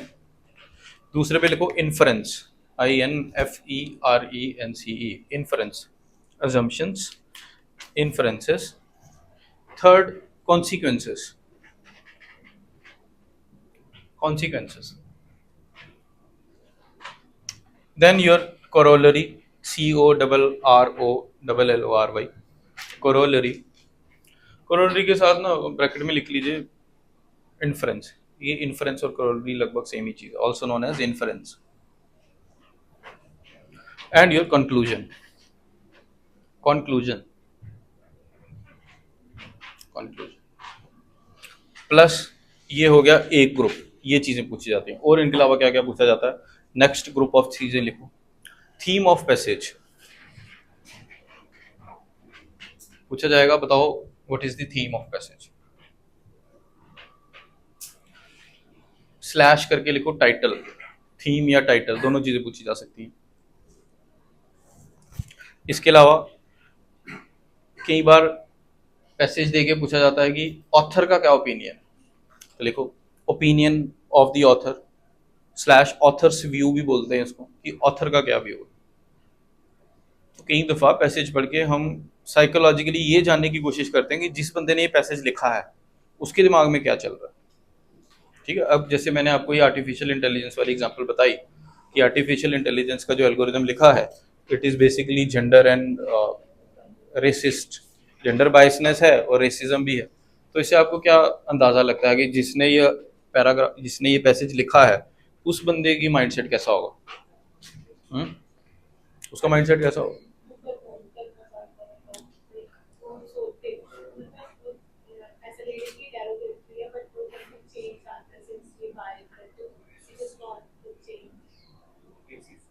रेसिस्ट है, वो आपको अवेयर करवा रहा है भाई कि आर्टिफिशियल। मैंने पूछा कि ऑथर का आप इससे पढ़ के क्या लगाओगे कि जिसने वो पैराग्राफ लिखा है उसका माइंडसेट कैसा है, वो कैसा इंसान है। वो तो अवेयर तो करा ही रहा है, वो कैसा, आपको मतलब उसका माइंड पढ़ना है कि वो कैसा बंदा है। हाँ जी, पॉजिटिव तो आपकी भी है जो पढ़ रहे हो, डिफरेंस क्या है उसमें, इक्वालिटी की तरफ जा रहा है, इक्विटी की तरफ जा रहा है ना, एथिकल है। उस हिसाब से कुछ माइंड बनेगा ना कि वो एक तो रेसिज्म के खिलाफ आवाज उठा रहा है और दूसरा ये जो जेंडर इक्विटी है उसकी तरफ भी आवाज उठा रहा है। ठीक है, उसमें बेसिकली जेंडर से रिलेटेड उसने बोला था कि जो एआई के एल्गोरिथम्स लिखे जाते हैं तो वो जनरली मेन लिख रहे हैं, क्योंकि सॉफ्टवेयर इंजीनियरिंग में ज़्यादा मतलब मेल्स हैं एज कम्पेयर टू फीमेल्स। तो अगर मेल आर्टिफिशियल इंटेलिजेंस क्या होता है कि वो इंसानों जैसी मशीनें बना रहे हैं, इंसानों जैसी, तो इंसान अगर वो मेल ही लिखे जा रहा है तो उसमें तो सिर्फ मेल पर्सपेक्टिव ही आएगा ना। तो अगर हमें फीमेल पर्सपेक्टिव डालना है तो फीमेल को इंट्रोड्यूस करवाना पड़ेगा, और फीमेल्स जनरली इंजीनियरिंग में कम है। स्टेम में आप लोग पढ़ते हो, स्टेम में कम है ना, साइंस टेक्नोलॉजी इंजीनियरिंग में, तो इसलिए इसको प्रमोट किया जा रहा है। तो अगर हमें कई बार ऑथर का व्यू भी पढ़ना होता है, फिर लास्ट में 4 पॉइंट लिखे होंगे आपको बताना, उसमें ये थोड़ी लिखोगे पॉजिटिव, पॉजिटिव तो गलत हो जाएगा क्योंकि बहुत ब्रॉड है। उसने 4 ऑप्शन दिए होंगे और हो सकता है कि 2 तो सेम सेम ही मिलते जुलते ही हों, लेकिन आपने याद रखना है यहाँ पे फैक्ट्स को पकड़ के रखना है। इसलिए तो मैंने जो दिया है उसी से गेस करने की कोशिश करनी है। ठीक है, बिल्कुल पॉजिटिव बहुत ब्रॉड हो जाएगा, वहीं फंसाएगा वो आपको। आगे लिखो नेक्स्ट। इसके बाद और क्या पूछता है, प्रीमाइस। ठीक है, प्रीमाइस पूछ लेता है, बताओ प्रीमाइस यानी कि उसमें जो जो दिया हुआ है। फिर फैक्ट बेस्ड, कई बार फैक्ट बेस्ड पूछ लेता है, डेटा ऊपर कोई डेटा दिया होगा और नीचे पूछ लेगा बताओ ये क्या था। ये तो बड़ा आसान होता है अगर फैक्ट दिया हुआ है। फिर रीजन, हाँ जी, प्रीमाइस की उसके अंदर क्या क्या दिया हुआ, फैक्ट्स ही हो गए। ठीक, फिर फैक्ट बेस्ड और रीजन, ये मैं रीजन भी पूछ लेता है। ठीक, सबसे ज्यादा क्या क्या पूछा जाता है वो लिख लो, एजम्पशन, इन्फ्रेंस और कंक्लूजन। और ये जनरली टफ भी होते हैं, ऊपर लिखा दिया ना मैंने, उनको स्टार कर लो वहीं पे, अलग से लिख लो। एजम्पशन, इन्फ्रेंस और conclusion, they are asked mostly and they are of tough nature. ये टफ रहता है और मोस्टली आता। ठीक, अब स्टार करके एक चीज लिखो कि इसमें हमें करना क्या है, selective decision based on passage. You have to make selective decision based on passage. Bracket में लिख लो फैक्ट्स, जो दिया है वही। एंड ऑलवेज अटेम्प्ट, कौन से वाले क्वेश्चन, 5, जिसमें 5 या 4 मतलब जिसमें ज्यादा मार्क्स के हों क्वेश्चन, उस ऑर्डर में आपने फॉलो करो। फिर नेक्स्ट अप्रोच लिख लो कि आपकी अप्रोच क्या होनी चाहिए।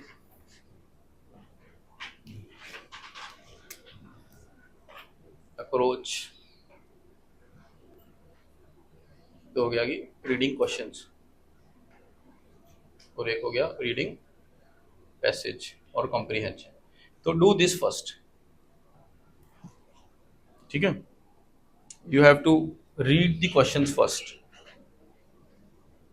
you have to read the questions first and read comprehension later। उससे क्या हो जाएगा कि हमारे पास अब इतना वक्त तो नहीं है कि हम उस पैसेज को बार बार पढ़ें, लेकिन अगर पहले हमने क्वेश्चंस पढ़े हैं तो क्वेश्चंस पढ़ के हम पैसेज पे जा रहे हैं, तो पैसेज पढ़ते पढ़ते ही मेरे माइंड में हो सकता है आंसर भी आ जाए, ठीक है। ये जनरली तरीका जो है थोड़ा सा फास्ट। बेनिफिट क्या है इसका, देखो बेनिफिट, इस अप्रोच का बेनिफिट क्या है, हमें पता होता है कि what are we looking for, देखो what are we looking for हमें पता चल जाता है। Second, idea of the passage, question पढ़ के हमें आइडिया लगता है पैसेज का, idea of the package, idea of the passage.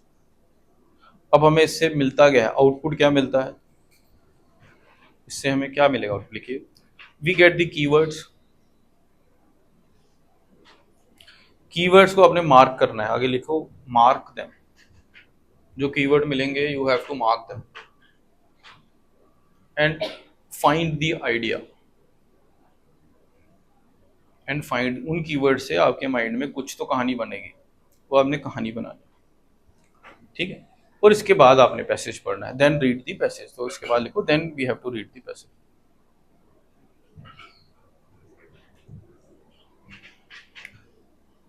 Next star करके लिखो, when something is not given in the passage it is not to be assumed, when something is not given in the passage it is not to be assumed, अगर कोई चीज नहीं दी गई है आपने कभी भी उसको एज्यूम नहीं करना है,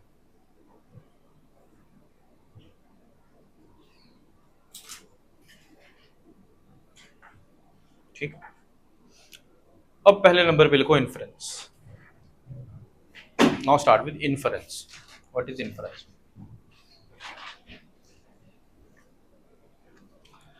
Inference होता है कोई भी चीज इन्फर करना, इन्फर होता है लॉजिकल गेसिंग, लॉजिकल गेसिंग यानी कि डायरेक्ट आपको नहीं दिया होगा पेपर में, डायरेक्ट इन्फ्रेंस आपके क्वेश्चन में नहीं लिखा होगा, मतलब इन्फ्रेंस में जो आपको पूछा जा रहा होगा ना वो डायरेक्ट आपको पैसेज में नहीं दिखेगा, तो फिर क्या इसका मतलब ये है कि वो आंसर नहीं है।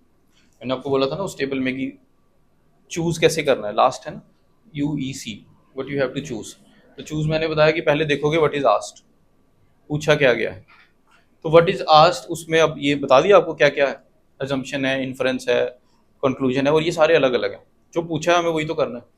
पहला नंबर इन्फरेंस, इन्फरेंस का मतलब क्या है, लॉजिकल गेसिंग, और लॉजिकल गेसिंग किस चीज पे, based upon the facts which are given in the passage, तो लिखो इसको इन्फर का लिखो, logical deduction made by using facts given in the passage, logical deduction या गेसिंग लिख लो, based upon the facts given in the passage, passage में जो फैक्ट्स दिए हुए हैं उन्हीं को लेके चलना है आपने, उनके अलावा कुछ भी नहीं, यानी कि हिंदी में लिखो फैक्ट्स कलेक्ट करके लॉजिकल आंसर देना, लिखो भाई, देखो फैक्ट्स कलेक्ट करके, इतने में हाथ थक गए, 3 घंटे का पेपर कैसे लिखेगा, फैक्ट्स कलेक्ट करके लॉजिकली आंसर करना है, अगर फैक्ट नहीं है तो आप उसको गेस नहीं करोगे, ठीक है। इसी में लिखो एविडेंस प्लस रीजनिंग, दोनों चीजें इस्तेमाल होती हैं, एविडेंस प्लस रीजनिंग। अपना ओपिनियन बिल्कुल नहीं डालना है, लिखो अपना ओपिनियन बिल्कुल नहीं डालना है, जो पैसेज में दिया है वही। हम इसके बाद एक और क्लास रखेंगे, उससे पहले आप इसको ट्राई करोगे घर में जाके, और फिर हम अगली क्लास में हम इसको प्रैक्टिस करेंगे। ये जितना कुछ आज मैं लिखा रहा हूँ ये तो थ्योरी हो गया ना, अब आपकी प्रैक्टिकल क्लास एक और होगी, क्योंकि बिना प्रैक्टिकल के थ्योरी किसी काम की नहीं, ठीक है, लेकिन एक साथ भी नहीं कर सकते, वो हौच पौच हो जाता है। नेक्स्ट लिखो इन्फ्रेंस के साथ कंक्लूजन भी यही होता है, कंक्लूजन और इन्फ्रेंस एक साथ लिखेंगे आप, जो इन्फ्रेंस लिखा है इसी के साथ स्लैश भी करो, कंक्लूजन, इन्फ्रेंस के साथ ही लिखो कंक्लूजन। दोनों में यही चीज़ें फॉलो होंगी। अब लास्ट में लिखो कि हाउ इज कंक्लूजन डिफरेंट, कि कंक्लूजन और मैंने एक साथ तो लिख दिया लेकिन पेपर में क्या ये सेम है ना, थोड़ा सा डिफरेंस होता है। डिफरेंस क्या है कि कंक्लूजन इससे एक स्टेप आगे होता है। Conclusion is one step ahead of inference. Conclusion is one step ahead. लिखो इसके बारे में, conclusion it provides logical opinion, it provides logical opinion or judgment which is reached after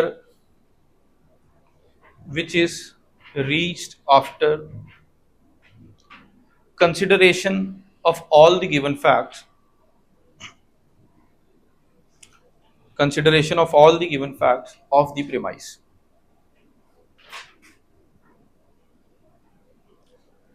Logical opinion or judgment which is reached after consideration of all the given facts of the premise. और last में थोड़ा सा ले लो crux और gist.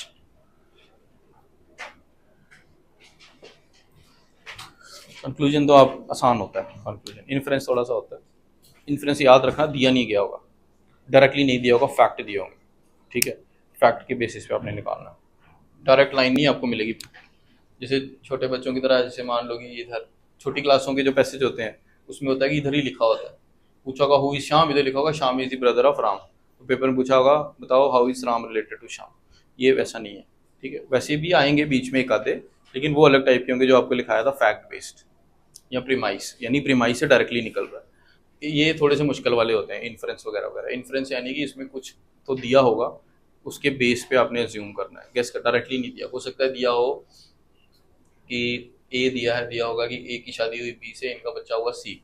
फिर आगे चल के कहीं दिया होगा कि डी का भाई है सी, तो पूछ लिया होगा कि बताओ how is these two related. Directly नहीं दिया है, ठीक है। आपको सिर्फ यहाँ रिलेशन बताया था कि ये हस्बैंड है, ये वाइफ है और ये इनका सन है, और ये कौन है इसका जेंडर ही नहीं बताया, बस बताया कि ये इसका ब्रदर है। तो इसका जेंडर हमें नहीं पता ना, सेम जैसे आप लोग ब्लड रिलेशन वाले क्वेश्चंस करते हो उसी तरीके से। तो आपको यहाँ से थोड़ा सा गेस करना पड़ेगा। अब आपको जब पैसेज दिया होगा तो पैसेज में दिया होगा D is the brother of C, D is the sister of C, यहाँ लिखा होगा फ्रॉम द गिवन पैसेज, ये हमें नहीं पता चल सकता। तो वो आंसर इसका होगा, क्योंकि इसका जेंडर नहीं दिया, हमें नहीं पता ये कौन, ये मेल है या फीमेल। ये हो गया, ये समझाने के लिए बता रहा हूँ। एक्चुअल में जब आप प्रैक्टिस करोगे तो आपको पता चलेगा कि जो फैक्ट्स दिए हैं इन्हीं पे चलना। अगर फैक्ट नहीं दिए तो हमें नहीं। यहाँ फैक्ट क्या दिया था कि डी का जेंडर बताया है, क्या डी का जेंडर बताया नहीं? तो अगर डी का जेंडर नहीं बताया तो हम नहीं बोल सकते कि डी जो है ये सी का ब्रदर है या सी की सिस्टर है, अगर उसका जेंडर नहीं बताया। ये चीज़ है जो मैं आपको बार बार बता रहा हूँ कि जो बेसिस इसमें प्रीमाइस में जो पैसेज में फैक्ट्स दिए हैं उन्हीं को सोच के आपने जज करना, खुद का दिमाग नहीं लगाना, ठीक। आगे लिखो assumption. Next is assumption.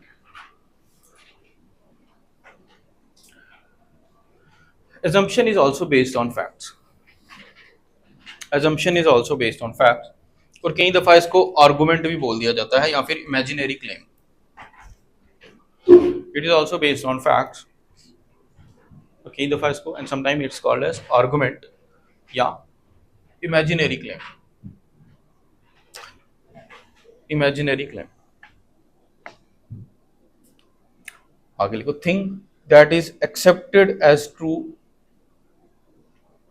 A thing that is accepted as true or ascertained to happen without proof. Thing that is accepted as true or ascertained to happen without proof. That is ascertained, A-S-C-E-R-T-A-I-N, to happen without proof. आगे लिखो something that can be assumed to be correct. ये बिना दिए भी आप अपना दिमाग लगा के बता सकते हो कि हाँ ये हो सकता है। Something that can be assumed to be correct. Next इसी के साथ लिखो ट्रू और certain to happen without proof. True और certain to happen without proof, यानी कि इसमें हो सकता है फैक्ट में प्रूफ ना दिया हो लेकिन फिर भी आप इसका आंसर लगाओ।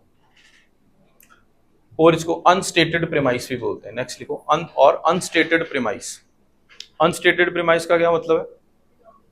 हाँ ये लिखो पहले, फिर मैं इसको एक्सप्लेन करता हूँ। आगे लिखो अनस्टेटेड प्रेमाइस। आगे given to present some new information. Given to present unstated premise, given to present some new information.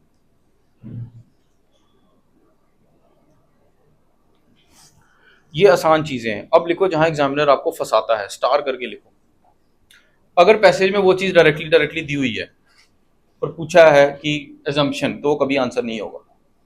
लिखो if stated directly in the passage, star करके लिखना, if stated directly in the passage then not assumption.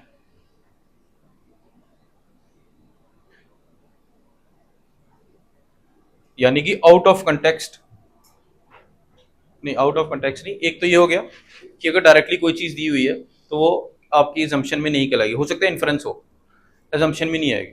और दूसरा लिखो कि अगर कोई चीज आउट ऑफ कंटेक्स्ट है तो वो भी एजम्पशन नहीं कहलाएगी। लिखो out of context is also not assumption.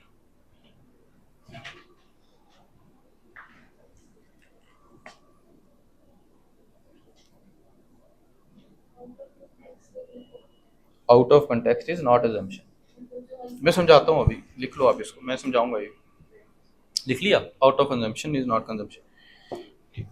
सुनो ये क्या है, दोनों में क्या डिफरेंस है, इन्फ्रेंस और इसमें। ठीक है, इन्फ्रेंस आपने अभी पहले देखा कि जो चीज़ें दी हुई हैं, कुछ फैक्ट्स आपको दिए होंगे, उन फैक्ट्स को कलेक्ट करके आपने फिर आंसर लगाने की कोशिश करनी है। यहाँ पे क्या है कि हो सकता है आपको फैक्ट डायरेक्टली नहीं दिया हो या कोई एक हिंट दिया हो, उससे आपने डिराइव करना है कुछ हो। अगर वो चीज़ डायरेक्टली दे दी गई है तो वो कभी भी नहीं आएगी इसमें एजम्पशन। एज्यूम तो करना हो गया, लेकिन आपने, अब आपको मैं बोलूँ मान लो ये, ठीक है, मैं आपको बोलूँ मान लो कि इंडिया कल को जाके सुपर पावर बन जाएगा, ठीक है, तो आप मानोगे ये बात? मान लोगे, क्योंकि हमें पता है कि इंडिया पिछले कुछ सालों में कितनी ग्रोथ कर रहा है। ठीक है, तो जिस हिसाब से हमारी जीडीपी रेट बढ़ रहा है वगैरह वगैरह और भी बड़ी सारी चीज़ें, और हम टेक्नोलॉजिकली भी अभी एडवांस हो रहे हैं, तो हमें लग रहा है ना कि ये चीज़ हो सकती है। लेकिन जब मैंने आपको बोला कि एज्यूम करो ये चीज़, तो आपके बिहाइंड द माइंड कुछ चीज़ें चली होंगी, आपने दिमाग में रखा होगा, कुछ डेटा होगा आपने, जैसे इकोनॉमिक सर्वे आता है, कुछ आता है, आपके दिमाग में है कि हमारा जीडीपी ग्रोथ रेट बढ़ रहा है। ठीक है, नंबर ऑफ, मतलब हमारे जो डेमोग्राफिक डिविडेंड हमारे यहाँ है, ठीक है, तो स्किल्स भी हम लोगों को दे रहे हैं, एजुकेशन हम लोगों को दे रहे हैं, हेल्थ इंफ्रास्ट्रक्चर हम इम्प्रूव कर रहे हैं। तो जब अगर हम ह्यूमन कैपिटल क्रिएट कर रहे हैं, तो हमें पता है कि अगर हम कैपिटल इन्वेस्टमेंट आज करें तो उसका फल हमें कम मिलता है, बाद में आके मिलता है। तो बाद में आके हमें वो चीज़ मिलेगी, तो हम ये बोल सकते हैं कि हाँ ये है। अब अगर मैं अपने पड़ोसी देश की बात कर लूँ, पाकिस्तान की, तो मैं बोलूँ कि अगले 5 साल में वो सुपर पावर बन जाएगा, तो क्या आप मानोगे ये चीज़? अगर आपके पास उसके साथ कोई एविडेंस नहीं है तो आप इसको एज्यूम भी नहीं करोगे। यानी कि जब हमें एज्यूम भी करना है तो कोई फैक्ट तो हमें माइंड में लेके चलना, आउट ऑफ कंटेक्स्ट बात जो होगी वो सही नहीं है। ठीक है, डायरेक्टली कहीं नहीं दिया होगा, हो सकता है पैसेज में यही पैसेज